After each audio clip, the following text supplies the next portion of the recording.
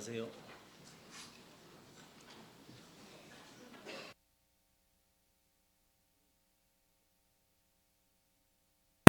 오, 마이크 안 나온 것 같아서. 자, 함께 기도하고 시작하겠습니다. 사랑과 은혜가 풍성하신 우리 하나님 아버지의 은혜를 감사합니다.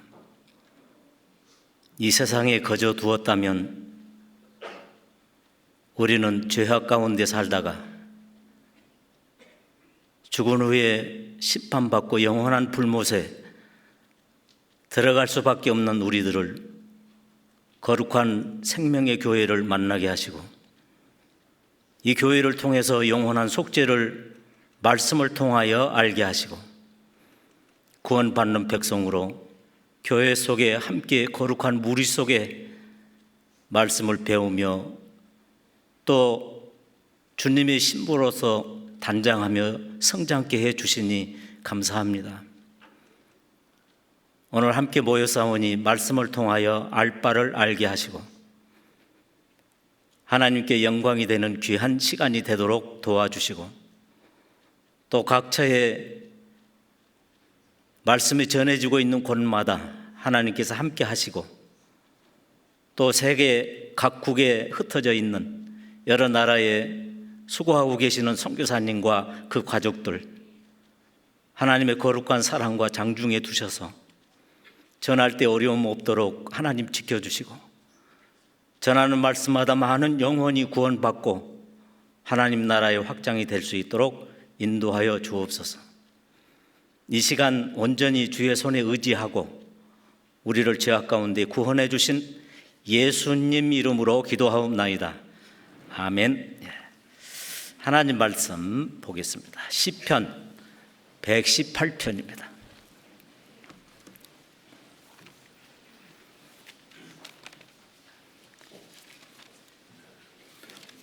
(15절부터) 제가 읽겠습니다.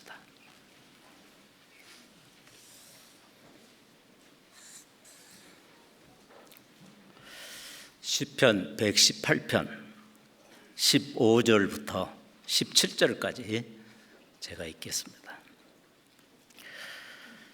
의인의 장막에 기쁜 소리, 구원의 소리가 있으며 여호와의 오른손이 권능을 베푸시며 여호와의 오른손이 높이 들렸으며 여호와의 오른손이 권능을 베푸시는도다.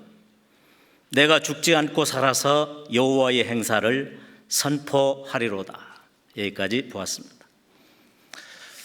만나서 반갑고 또 풍성한 한가위 되셨는지 모르겠습니다. 저는 이 시간 때문에 추석 연휴 같았지만은 별로 그렇게 쉬는 시간은 아니었습니다. 오늘 그런 부담된 마음을 함께하는 여러분들이 도와주리라고 생각합니다. 끄떡끄떡 해보세요. 자, 오늘 보니까요, 의인의 장막이라고 하는 것이 있습니다. 성경에 의인의 장막이라는 것은 우리 교회도 되고 또 우리 구원받은 가정도 의인의 장막입니다. 그리고 더 나아가면 우리 구원받은 개개인의 마음이 의인의 장막입니다. 그런데 하나님께서는 의인의 장막에서 들리는 소리를 구별하여 놓으셨습니다. 들려도 되고 안 들려도 되는 소리가 아니라 반드시 나야 될 소리를 말씀하고 있어요. 그 소리가 뭐냐면 바로 기쁨의 소리랍니다. 그리고 구원의 소리랍니다. 기쁨의 소리는 이 세상이 주어다 주는, 이 세상이 주는 그런 기쁨이 아니고 이 세상에서는 얻을 수 없는 것을 소유할 때에 얻어지는 기쁨. 하나님만이 우리에게 줄 수 있는 거룩한 일, 그 일을 마음에 가지고 있는 자가 가지는 기쁨. 이 기쁨은 의인의 장막에서 반드시 들려야 된다고 말씀하고 있습니다. 우리는 때때로 스스로 자기를 돌아봅니다. 내가 어쩌다가 이런 거룩한 보고의 말씀을 듣고 영원한 속죄를 입는 자로 도저히 이룰 수 없는 하나님 나라 가는 백성이 되었는고 생각해 보면은 어쩔 때는 깜짝깜짝 놀랄 수가 있어요. 내가 어쩌다가 이 구원을 받았을까? 저만 그러지 않고 여기 함께하는 여러분들도 그러시리라고 생각합니다. 이때 감격에서 나오는 소리가 기쁨의 소리예요. 기쁨의 소리는요, 감사의 소리입니다. 하나님께 구원받는 백성으로 세상에 거저두지 않고 세상과 구별되어 하나님의 거룩한 자녀로 또 특별히 생명의 교회 속에 두셔서 함께 교제하며 주님 오심을 기다리는 소망된 신부로서 늘 단장하며 살고 있다고 하는 것이 얼마나 감사한지 저는 그렇습니다. 너무나 감사해요. 그리고 특별히 이런 교회를 만나게 하시고, 저는 이 교회를 요구한 적이 없어요. 하나님께 기도 속에 넣어가지고 이런 교회를 주시옵소서 그런 적이 없어. 그런데 구원 받고 보니까 이 교회예요. 이 보통 교회가 아니거든요. 이 교회가 이 세상에 아무리 비교해서 찾아보려 해도 우리 교회 같은 교회가 없었습니다. 저는 키리스탄 선교를 하면서 늘 어쩔 때는 힘이 들 때도 있습니다. 어쩔 때는 고난된 일도 있고 어쩔 때는 근심 걱정이 되는 일도 많았어요. 인간적 일이 아니라 하나님의 거룩한 일을 한 데에 키리스탄에는요, 복음도 한 손에 50% 들고 한 손에는 행정적 50%를 들고 두 개가 함께 이루어져야 복음이 전해질 수 있다는 거예요. 그런데 이 행정을 해주는 사람이 무슬림의 골수 분자들입니다. 그런데 이 사람들이 자꾸 우리가 아니라 저를 골탕을 먹일 때가 많아요. 그때 하나님께 기도합니다. 하나님 도와주세요. 이 일이 하나님 일이지 내 일입니까? 그렇게 기도를 합니다. 그런데 하나님께 놀랍게도요, 하나님이 상상할 수 없는 상황에서 열어주셔요. 그 무슬림이 우리를 보고 뭐라고 하냐, 어떻게 당신들 교회는 하나님이 도와주신 것 같다.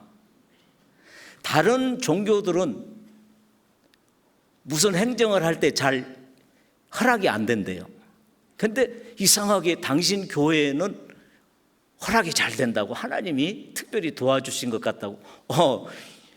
무슬림 이방인의 입에서 그런 소리가 나와요. 그래서 저 속으로만 그랬어요. 당연하지. 그렇게 했습니다.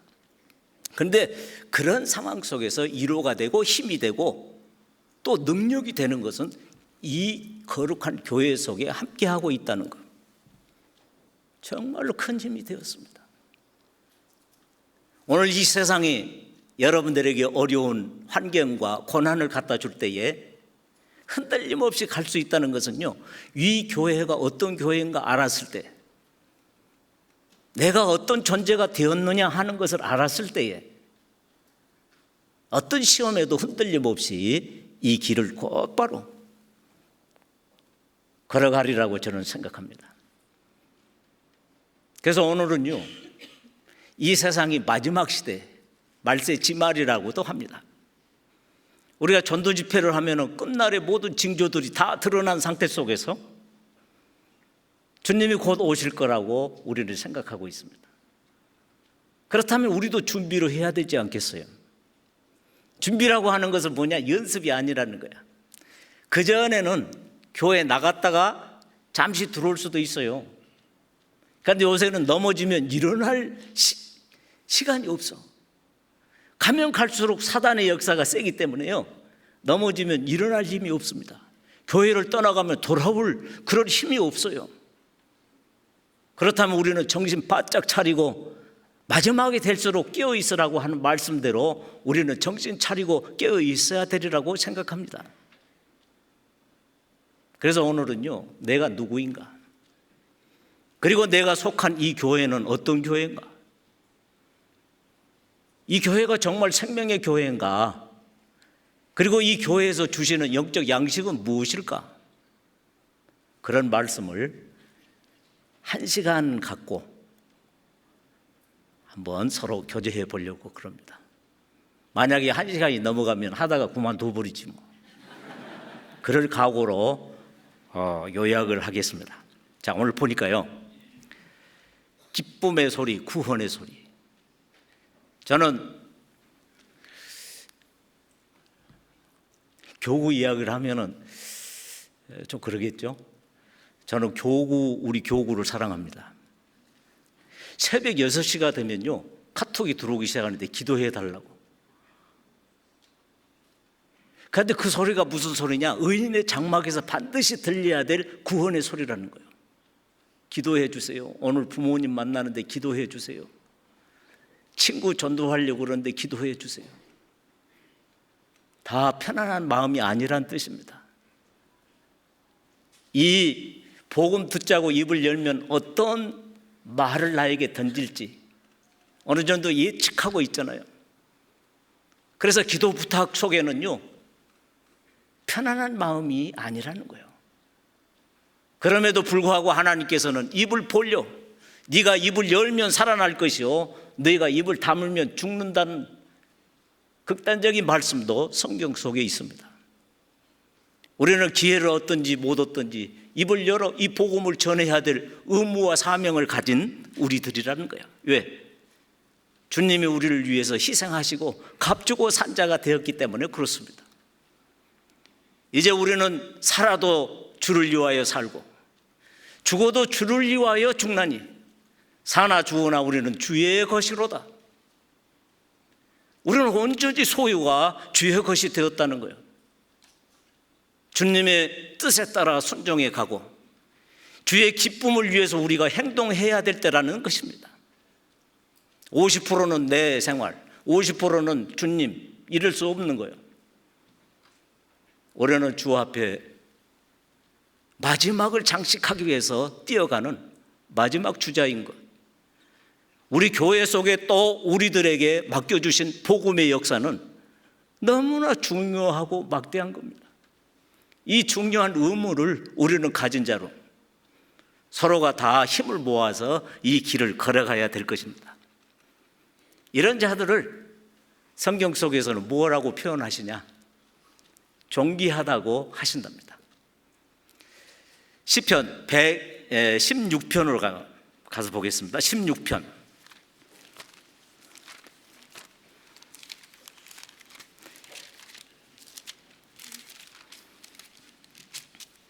(16편입니다) 3절 제가 읽어보겠습니다. 땅에 있는 성도는 존귀한 자니 나의 모든 즐거움이 저에게 있도다.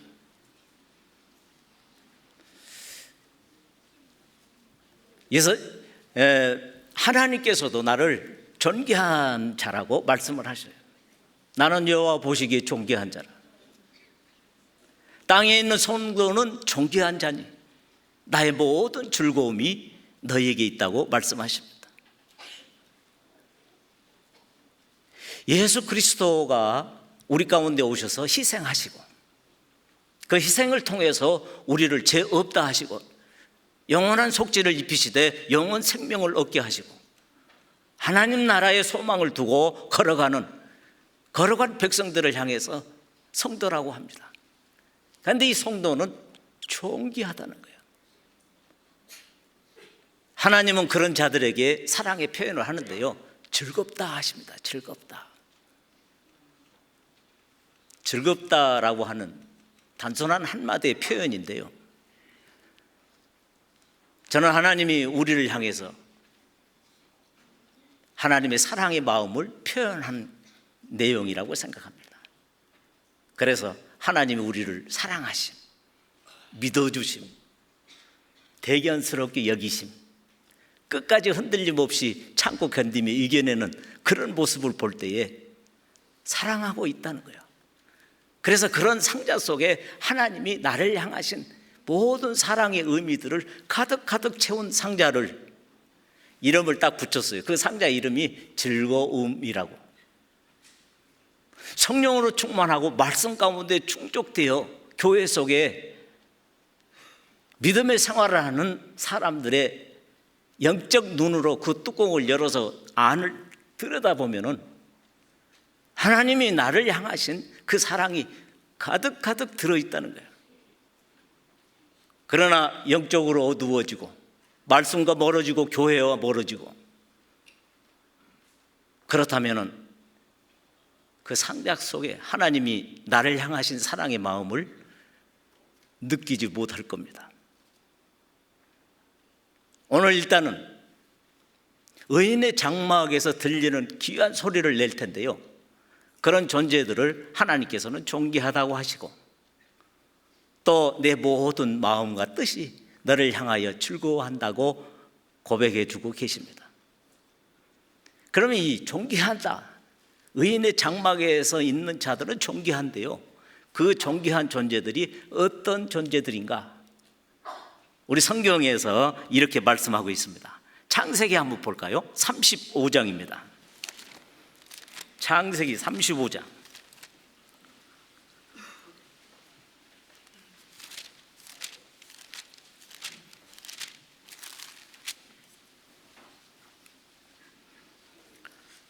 (16절부터) 제가 읽겠습니다. 그들이 베델에서 발행하여 에브라스에 이르기까지 얼마 길을 격한 곳에서 나엘이 임산하여 심히 신고하더니 그가 난산할 즈음에 산파가 그에게 이르되 두려워 말라, 지금 그대가 등남하느니라 하매. 여기까지 먼저 봤습니다. 야곱의 둘째 부인 라헬은 야곱의 사랑을 많이 받은 부인이었습니다. 그러나 자녀가 없기 때문에 많은 어려움 속에서 기도도 많이 했을 거예요. 그런데 요셉을 낳고 이제 두 번째 아들을 낳는 상황입니다. 그때 성경이 보니까 난산한다고 성경에 써 있어요. 요새 같으면 병원에 가면은 크게 어려움은 없을 것 같은데요, 옛날 어르신들은 거의 집에서 자녀를 낳았습니다. 신을 벗고 들어가시면서 뒤돌아보면 내가 살아서 저 신을 또 신을 수 있을까? 그런 마음으로 들어가셨다고 그래요. 그런데 그때 난산하면 그 어려움을 어떻게 해결할 수 없습니다. 그래서 자녀 낳다가 돌아가신 분들이 많이 있었다는 거예요. 그런데 이때 라헬이 아기를 낳았는데 난산할 때는요 3500년 전이요, 우리 시대가 아니라 3500년 전에 난산을 했다는 거예요. 그러면 해결 방법이 없는 거예요. 그런데 성경에 보니까 라헬이 이렇습니다. 18절에 제가 읽어봅니다. 그가 죽기에 임하여 그 혼이 떠나려 할 때에 아들의 이름은 베논이라 불렀으나 그 아비가 그를 베냐민이라 불렀더라. 이 나엘 어머니는 아기를 낳고 죽어가고 있었습니다. 가난 아기를 보여주는데요, 그 아기가 얼마나 불쌍하겠어요. 엄마의 마음은 찢어지듯한 아픔이었습니다.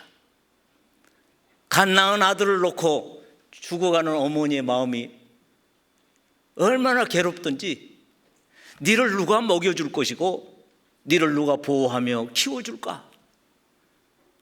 어머니의 마음은 너무 아팠어요. 그래서 그 이름을 뭐라고 붙였냐? 여기 성경 보니까 베논이라고 했습니다. 베논 이름의 뜻은 슬픔의 아들이라는 뜻입니다. 어머니의 마음의 상태를 표현한 이름이었어요. 그러면서 나엘은 죽어갔습니다. 그때 옆에 보고 있었던 야곱이 그 베논이를 탁 부여잡고 이름을 바꿔버려요. 뭘로 바꾸냐? 베냐민이라고 바꿔버려요. 베냐민의 이름은 뭐냐? 오른손의 아들이라는 거예요. 저는 생각해 봤어요. 슬픔의 아들 그러면은 좀 반대적으로 기쁨의 아들 뭐 그래야 서로 맞잖아요. 그런데 오른손의 아들은 조금 의미가 다른 것 같았어요. 그런데 성경을 보면서 한 가지 아는 게 뭐냐면요, 오른쪽이라고 하는 것은요 하나님 편의 쪽입니다. 오른쪽은 하나님의 능력의 쪽이야. 오른쪽은 하나님 나라에 속한 쪽입니다. 오른쪽은 하나님이 함께하는 관여하는 곳이야. 어둠이라면 빛된 곳, 죽음이라면 생명의 곳, 구원을 받지 못한 이 세상이라면 구원받는 자녀들을 오른쪽. 여호와 하나님은 이스라엘 백성들이 넘어져서 기도할 때에 오른손을 내밀어 이스라엘 백성들을 잡아 일으켜 세우셨다는 거예요. 오른손. 왼손으로 하지 아니하시고 오른손을 이용하여, 오늘 본문 속에서도 여호와 오른손이 높이 들리시고 여호와의 오른손이 능 권능을 베푸시는도다. 여호와의 오른손이야. 여호와의 오른손은 여호와의 편의 손입니다. 그래서 슬픔의 아들보다 반대 중에 최고의 반대가 뭐냐? 오른손의 아들이라는 뜻입니다. 이것을 뭐라 그러냐? 의인이라는 거야. 그런데 이 오른쪽, 마태복음 25장에서도 주님이 반드시 오실 터인데 염소들은 구원받지 못한 자들 염소를 칭하여 왼쪽에 두시고 구원받은 무리를 오른쪽에 두시면서 양이라 칭하셨다. 하나님 나라를 상속하라고 오른쪽에 있는 자들에게 말씀하십니다. 이렇게 오른쪽의 의미는 하나님 편의 쪽이요, 구원의 쪽이요, 거룩한 쪽에 속한다, 이런 말씀이에요. 그래서 오른손의 아들이라는 것은 아주 귀한 이름입니다. 저는 이 말씀을 보면서 가만히 제 자신을 봤어요. 나는 이 세상에 태어날 때 죄악 중에 출생한 내가 꼭 베노니 같은 인생이었구나. 소망 없이 이 세상에 살다가 죽으면 심판받고 영원한 불못에 들어갈 수밖에 없는 그런 존재였구나. 그런데 이 거룩한 생명의 교회, 복음을 아는 교회를 통해서 영원한 속죄를 알고 하나님 나라가는 백성이 되어 도저히 이룰 수 없는 하나님 나라에 속한 백성, 베냐민 같은 오른손의 아들이 되었다고 하는 사실을 생각해 볼 때에 상당히 저에게는 은혜가 되었습니다.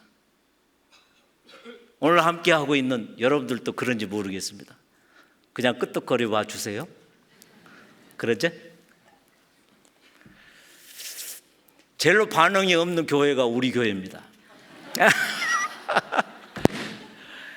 무슨 소리예요 이거? 반응 없어도 괜찮아요. 1시간만 되면 끝납니다. 반응 안 해도 돼요. 자, 오른손의 아들, 오른쪽이 얼마나 중요하냐? 성경은 어떻게 오른쪽을 취급하고 계실까? 얼마나 귀하게. 저는 성경을 찾아보았는데 그 부분이 창세기 48장에 나옵니다. 한번 찾아가 볼까요? 창세기 48장.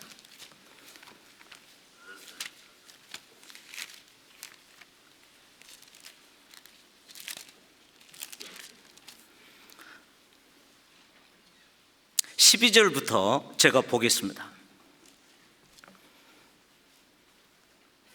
창세기 48장 12절 말씀 제가 읽습니다. 요셉이 아비 무릎 사이에서 두 아들을 물리고 땅에 엎드려 절하고 그랬습니다.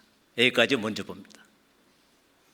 이 말씀은 애굽에서 진행되고 있는 일입니다. 요셉이 총리가 되고 아버지가 애굽으로 고센 땅에 자리를 잡고 있는 동안 야곱 곧 이스라엘은 연세가 많이 드셔서 곧 돌아가시게 되었습니다. 그런데 마지막으로 애언적, 유언적 그런 기도가 필요해요.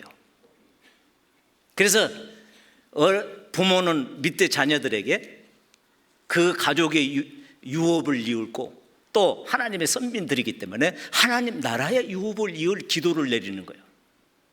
아주 중요한 기도입니다. 그런데 요셉에게는 장자 므낫세, 차자 에브라임 두 아들이 있었습니다. 두 아들을 아버지에게 축복의 기도를 받는데요, 이렇게 하는 거예요. 자, 요셉과 야곱과 함께 있었던 두 아들을 물리고 큰절을 하고 기도 받을 준비를 하는 거예요. 그리고 세팅을 하는 거예요. 이제 기도 받을 수 있는. 아버지는 손을 내밀고, 자, 요셉과 야곱은 서로 마주보면 손을 쫙 앞으로 내밀면 서로 반대편 손이 걸립니다. 자, 무슨 말이냐면요, 성경은 반드시 묵상을 해야 됩니다. 그런데 묵상을 하실 때에 상상해 보는 거 아주 중요합니다. 성경을 읽으시면서 그때 상황을 상상해 보는 거 아주 중요해요. 지금도 상상이 필요합니다. 앞에는 연약하지, 연세 많으신 야곱이 있고 힘이 세고 건장한 요셉이 앞에서 두 아들을 세팅을 합니다.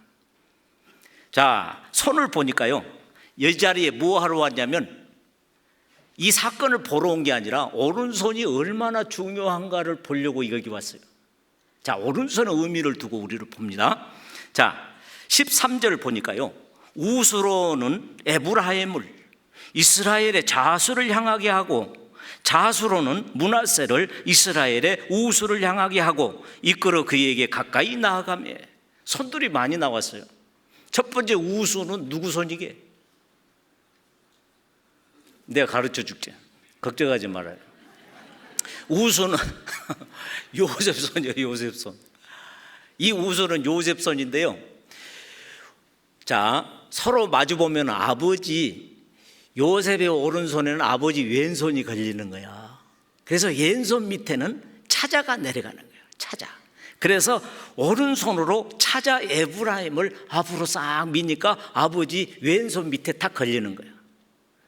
그 다음에 좌수, 요셉의 좌수는 이스라엘의 우수를 향해서 쭉 밀어. 그게 누구냐면 므낫세 장자였다는 거예요. 그래서 보면은요, 아버지 오른손 밑에 장자 므낫세, 왼손 밑에 차자 에브라임이 딱 기도 받을 준비를 하고 있는 거예요. 그럼 이제 그대로 기도하면 되는 거예요. 자, 아버지 기도하세요. 그런데 어떤 상황이 벌어졌느냐? 이렇게 합니다. 14절은 같이 읽어볼까요?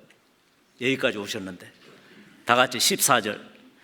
이스라엘이 우수를 펴서 차자 에브라임의 머리에 얹고 자수를 펴서 므낫세의 머리에 얹으니 므낫세는 장자라도 팔을 어긋맞겨 얹었더라. 어떻게 해버렸냐? 이렇게 해버렸어요. 이렇게 몰라요? 이렇게 해버렸어. 이렇게 했으면 좋을 텐데 이렇게 해버렸어. 그러면 무슨 손이 어디로 갔다고? 오른손이 어디로 갔다고? 차자 머리로 올라가 버렸어. 요셉은 오른손은 반드시 장자 므낫세 머리 위에서 기도를 받아야 될 텐데 이 거룩하고 중요한 오른손이 차자 머리 위로 올라갔다는 거예요.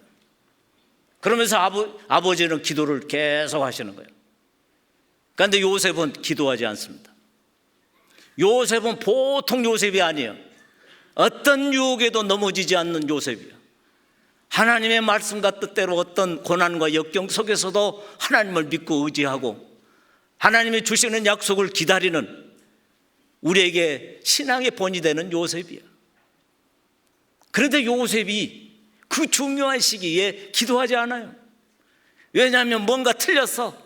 뭐가 틀렸어요? 오른손이 어디로 갔다고?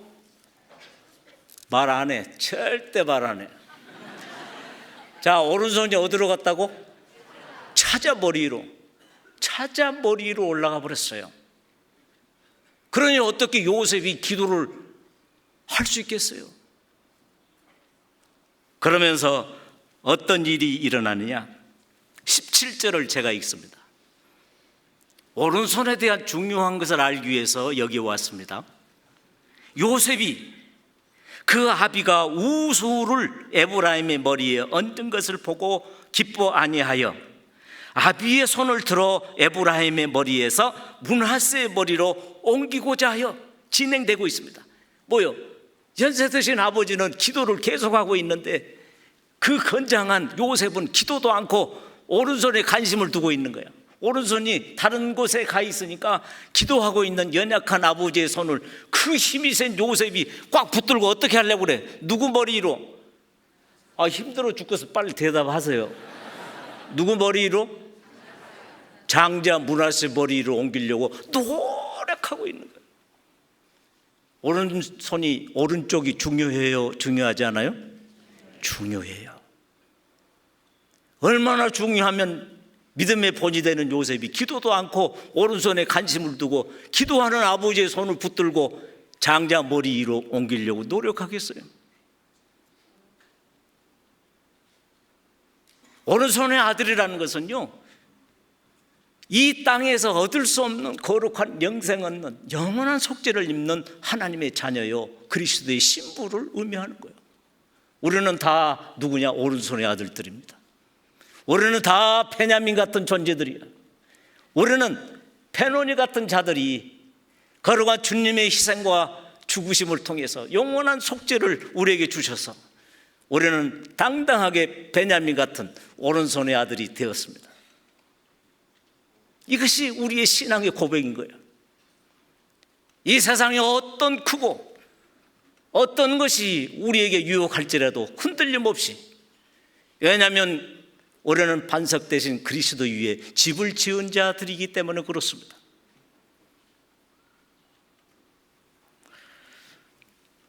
그러면 이런 오른손 아들 같은 우리들을 하나님께서 어떻게 취급하시냐?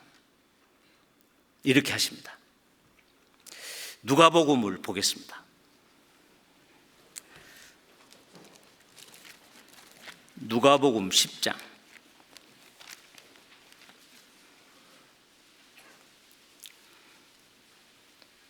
33절을 제가 봅니다.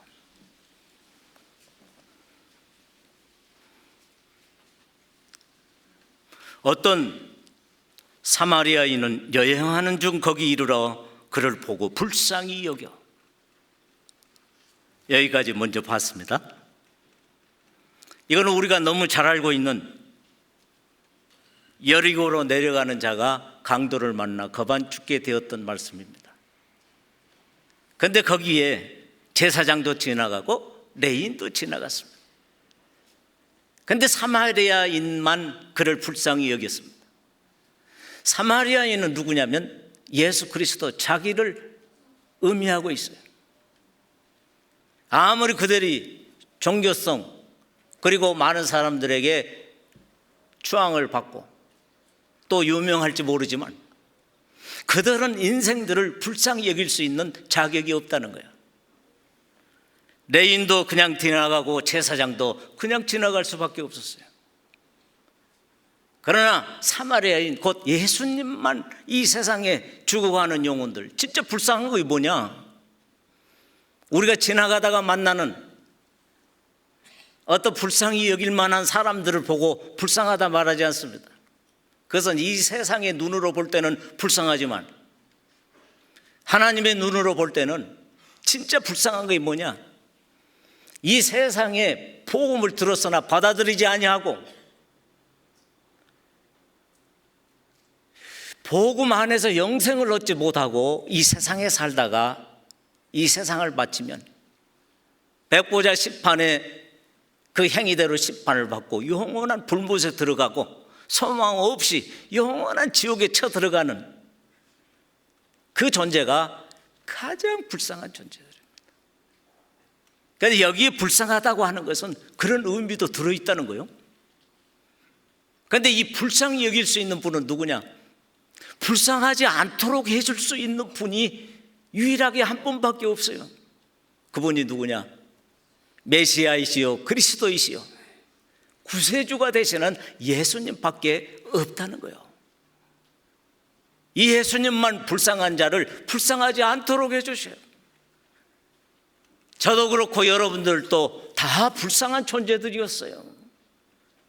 그런데 예수님께서는 오늘 불쌍하지 않는 존재로 당당히 거룩한 구원의 무리 속에 앉혀주시고 오늘 하나님의 말씀을 갖고 서로 교제케 하신 하나님께 얼마나 감사해요. 그런데 그런 자를 어떻게 하시냐? 먼저는 불쌍히 여겨주시고 그리고 치료해 주시고 그리고 치료 환자를 내버려 두는 것이 아니라 주님이 주막에 맡겨두셨다고 했습니다. 우리 성경을 볼까요? 34절 봅니다.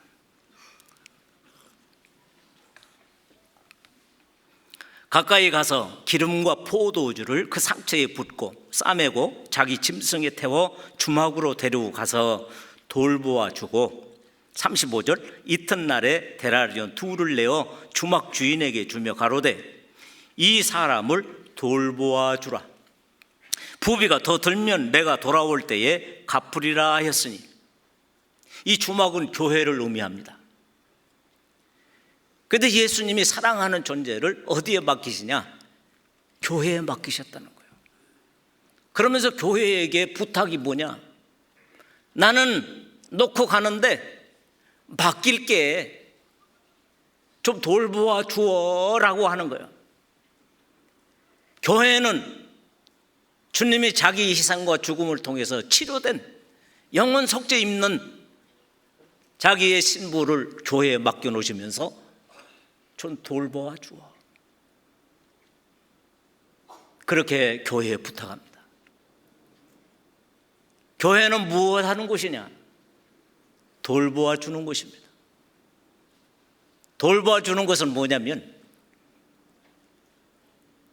더러운 옷을 벗겨버리는 것이죠. 구원받기 전에 어떤 교회, 어떤 곳에서 얻었던 지식들 아직 남았으면 하나님의 말씀으로 씻어버리는 거예요. 벗는다는 것은 끊는다, 없애버린다, 잊어버린다, 던져버린다. 새 술은 새 부대에 넣으라고 말씀하셨습니다. 돌보아 주라고 하는 교회의 의무는 우리에게 더러운 옷을 아직 입고 있으면 벗기는 일을 해요. 뭘로? 말씀으로.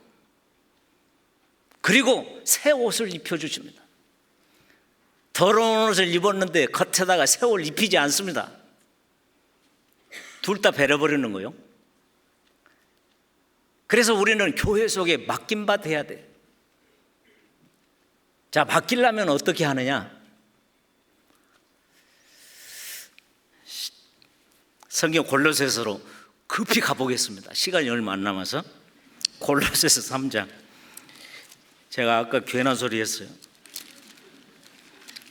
골로새서 지금 자신이 없는데 골로새서 3장.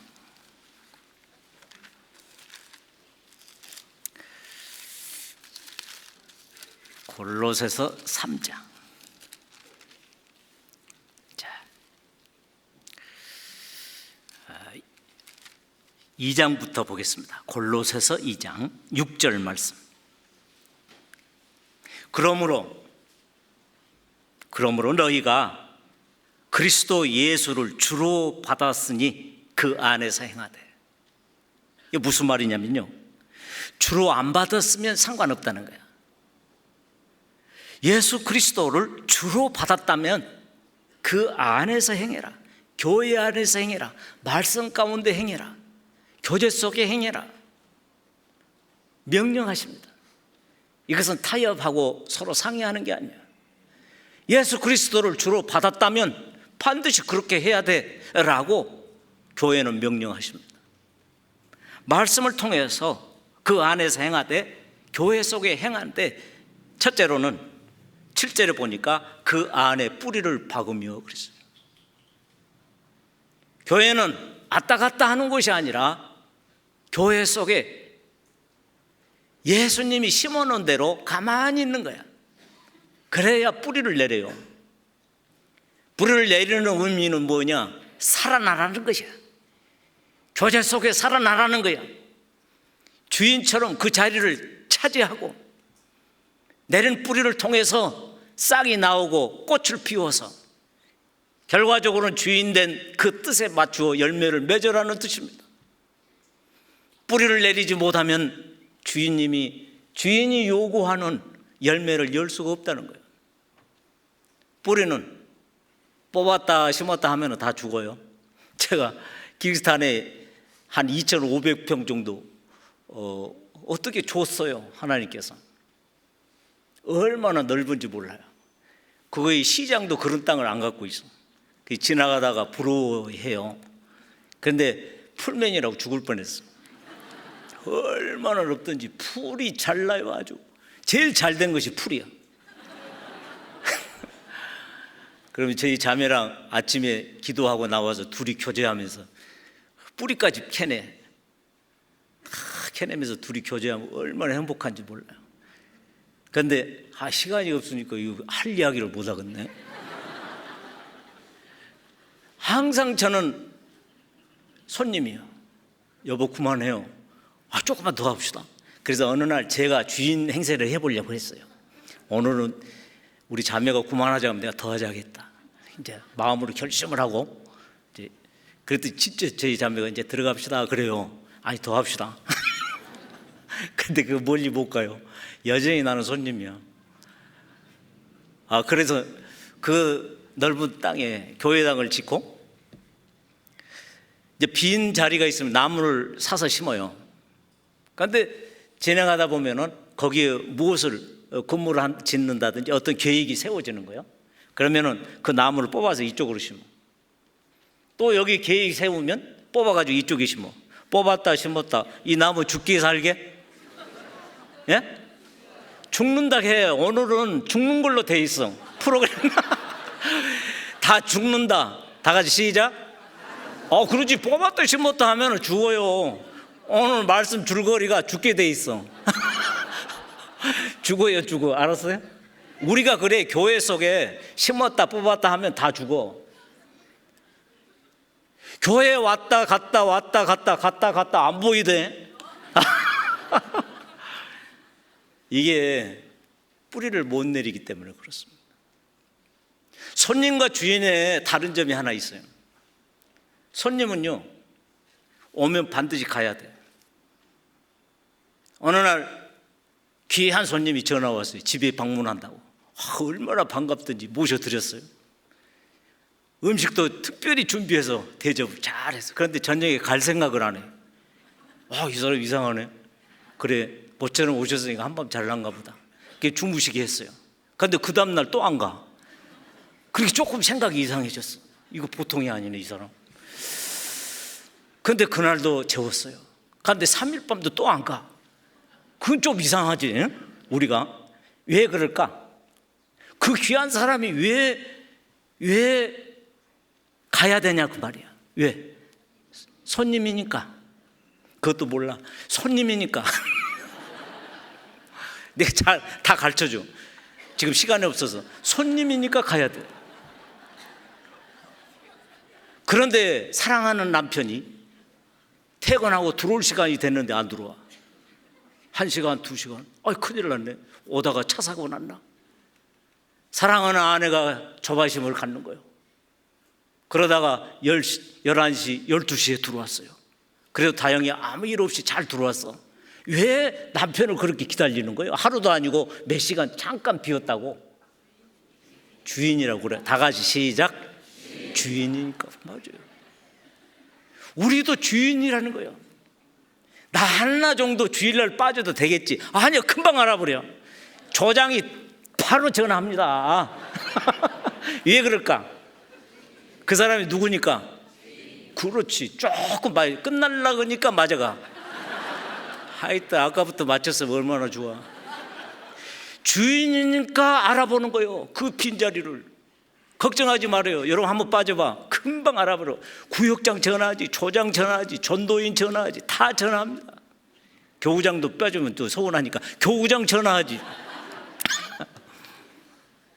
왜냐하면 여러분은 주인이십니다. 주인이라는 의미는 뭐냐? 교회 속에 뿌리를 받고 깊이 내리고 있다는 뜻이에요. 그 뿌리를 내릴 뿐만 아니라 성경에 보면요, 세움을 입어 그랬어요. 세움을 입어. 세움을 입는다는 것은 뭐냐?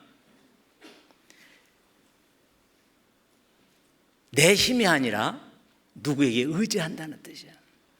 자, 키르기스탄에 방울토마토가 있습니다.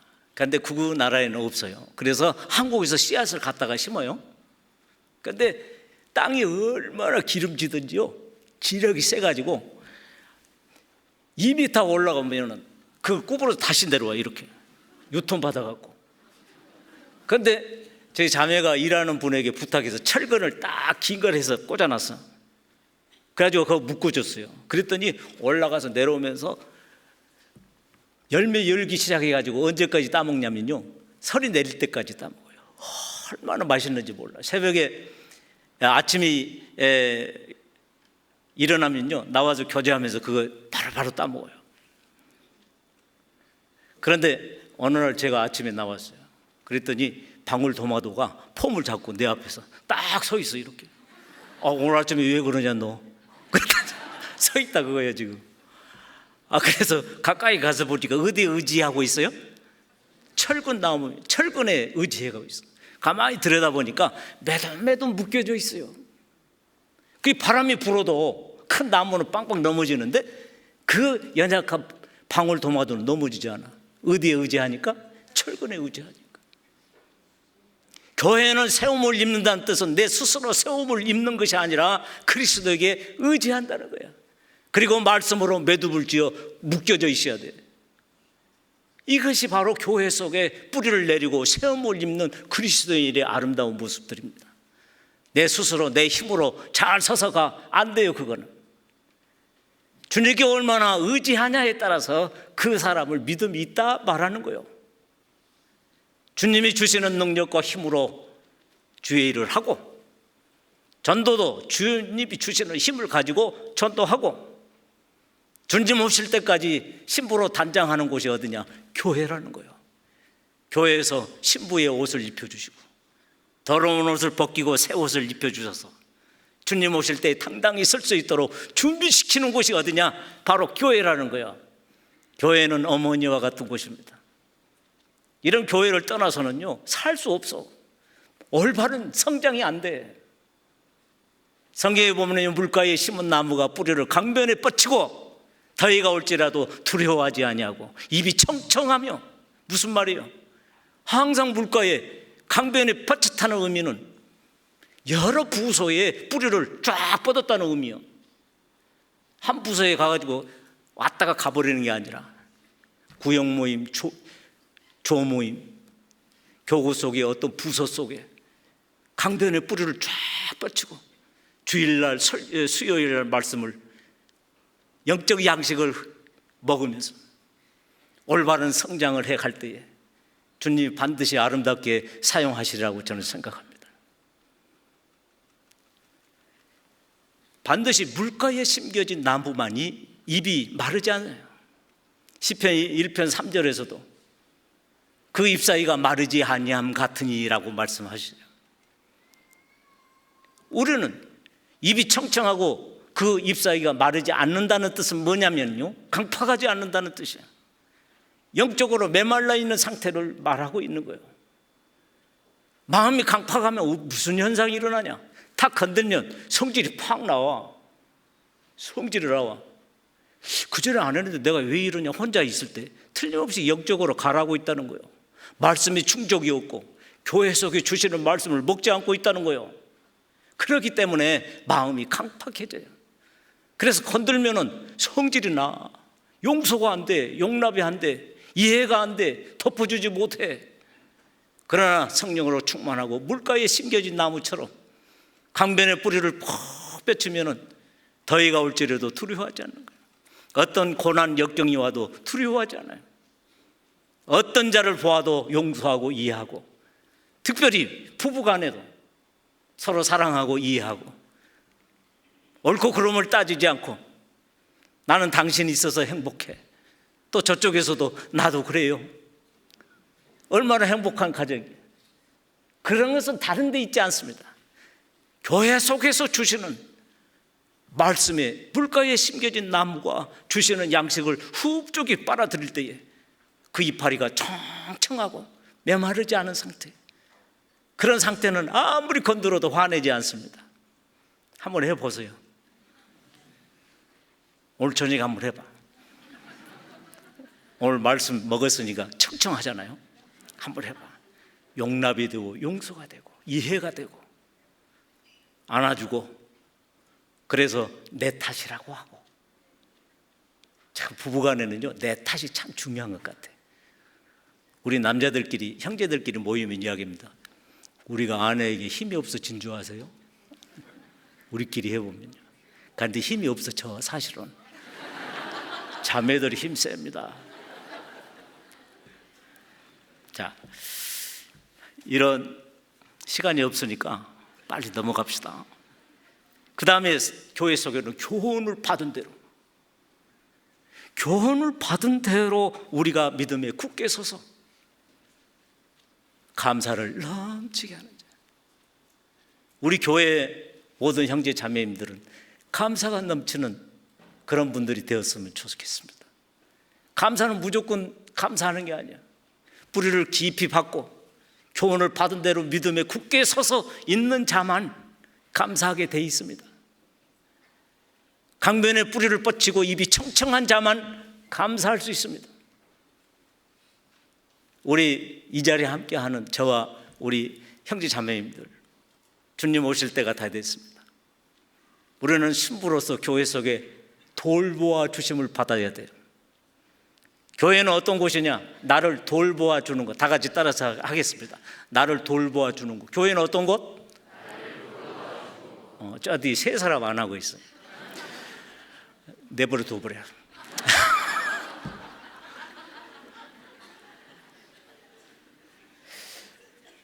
이거 전도인이요, 하자 할 때 해야 됩니다. 뻔한 소리인데 왜 하냐? 마음이 하나 되는 거예요. 하나 되는 의미는 뭐냐면요, 영의 양식을 먹게 돼 있어. 관심 없으면 안 먹어져요. 그래서 성경에는 귀 있는 자는 성령이 교회들에게 하시는 말씀을 들을지어다 라고 말씀하셔요. 교회는요, 말씀에 관심이 있어야 돼요. 어린아이와 같아야 돼요. 정말 중요합니다. 마지막 5분 남았는데 중요한 말씀을 하고 마치려고 합니다. 진짜 마칠 거예요. 약속 괜히 했지만. 성경에 보면요, 시간이 안 찾아요. 창세기 보면은 가인과 아벨이 제사를 드립니다. 하나님 교회 속에 뿌리를 내린 자들이 꼭 알아야 될 게 뭐냐면, 그들이 아버지의 요구대로 가르쳐준 대로 제사를 드리는 거예요. 그런데 제사를 드릴 때에 가인과 아벨이 드리는 제사가 각각 달라요. 그런데 하나님이 받으시는 제사는 아벨의 제사를 받으셨다는 거예요. 그들은 짐승을 잡아서 하나님께 제사의 대속법을 드리기 위해서 제사를 드리는데요, 그 드리는 제사가 사람들이 드리면 끝이 나는 게 아니에요. 무엇이 목적이냐, 그런 말이에요. 드리는 것이 목적이냐, 하나님이 받으시는 것이 목적이냐. 반드시 하나님의 받으시는 목적을 충족시켜줘야 돼요. 그러려면 어떻게 하냐? 하나님이 원하시는 제물을 드려야 된다는 거예요. 거기서 대표적인 사람이 아벨이요. 아벨은 하나님이 원하시는, 기뻐하시는 제물을, 피 흘리는 제물을 드려서 바로 연락하셨다는 거예요. 그리고 이스라엘 백성들은 앞으로 계속 짐승을 잡는데요, 미리 정답을 알려줍니다. 자, 레위기서로 가서 보겠습니다. 레위기서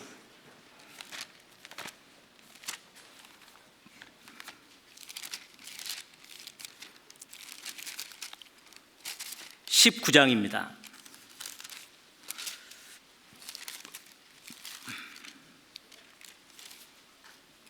5절 말씀 1절부터 제가 봅니다. 여호와께서 모세에게 일러 가라사대, 여호와 하나님께서 모세에게 온 백성들에게 선포해 알려주어 뭐라고? 제물을 하나님께 드릴 때 어떻게 드리느냐. 5절 보겠습니다. 너희는 화목제의 희생을 여호와께 드릴 때에 연락되도록 드리고, 뭐냐면 목적이 연락되도록이에요. 그냥 무조건 드리고 도망가지 말고 이 제물을 하나님 받으실 만한가를 생각하라는 거야. 연락되도록 드려. 그러면서 어떤 제물을 드리면 나는 반드시 연락할 거야. 그러나 이러이러한 것은 내가 연락하지 않아. 정답을 딱 모세를 통해서 알려줬어요. 알려준 대로만 한다면 100% 하나님이 연락하십니다. 연락했다는 뜻은 뭐냐면 받아주실 뿐만 아니라 속죄제의 죄를 없이함을 받는 역사가 일어난다는 뜻이에요. 그러면 우리들은 어떻게 해야 되느냐? 우리들도 똑같습니다. 우리도 로마서 12장 1절의 말씀처럼 하나님의 모든 자비하심으로 너희를 구원하노니 너희 몸을 하나님이 기뻐하시는 거룩한 산 제사로 드리라. 이런 너희가 드릴 영적 예배라고 말씀하고 계셔요. 짐승을 잡았지만 오늘날 하나님 앞에 가지고 오는 것은 마음과 몸을 가지고 영적 제사를 드려야 돼. 그러면 우리는 영적 제사를 드리되 그냥 갖다 놓을 것이냐? 아닙니다. 이스라엘 백성들이 하나님이 알려준 대로 하신 것처럼 우리도 그렇게 해야 돼요. 연락되도록 드려야 돼. 시간에 쫓겨서 잠깐 왔다 가는 거, 그거 연락될 수 없잖아요. 우리는 너무나도 하나님께서 영적 지식을 주셔가지고 내가 지금 하나님 받으실 만한 영적 예배를 드리고 있는가 그러지 못한가를 스스로 알게 돼 있어요. 그래서 우리는 그 놀라운 사실을 자기 스스로에게 늘 남의 보고 저 사람 그렇게 하지 말고 이걸 나에게 돌려서 나를 점검하자는 거야. 내가 지금 하나님이 연락하실 만한 영적 제물이 되었나? 교회에 오실 때에 그 생각을 하셔야 될 겁니다. 아무 생각 없이 왔다가 가는 게 아니라, 우리는 꼭 그렇다는 것은 아닙니다. 저는 보면은 우리 중앙교회 형제 자매들 놀라울 때가 너무 많아요.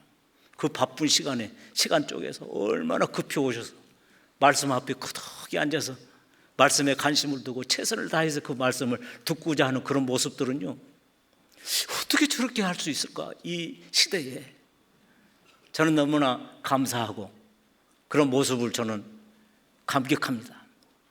그러나 한 가지, 혹이라도 아무 의식 없이